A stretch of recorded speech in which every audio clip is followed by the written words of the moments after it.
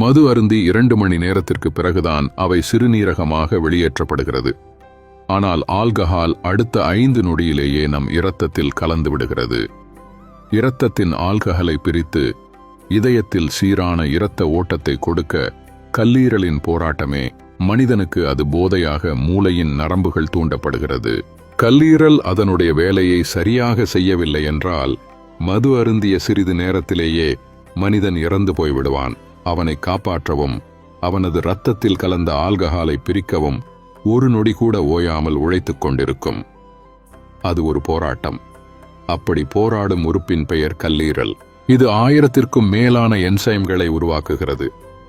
நமது உடலில் சிறிய காயம் ஏற்பட்டு இரத்தம் வெளியேறினால் கூட உடனே மூளை கல்லீரலுக்கு தான் தகவல் அனுப்பும்.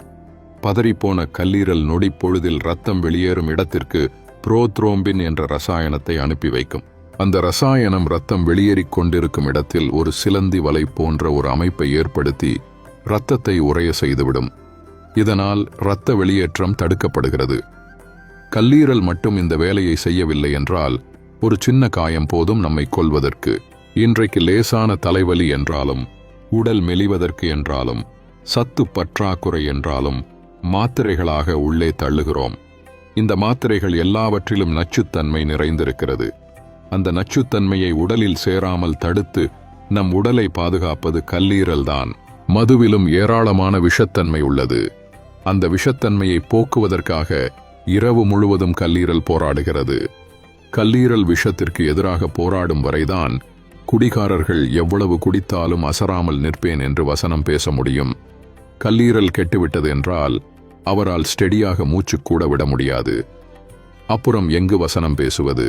கல்லீரல் ஒருவருக்கு சரியாக இல்லையெனில் சாப்பிடும் எந்த உணவும் செரிக்காது. வயிறு உப்பி புளித்த மாவு போல அது வயிற்றிலும் குடலிலும் இருக்கிறது. அத்தகைய முக்கியமானதொரு ஜீரண உறுப்பு இது.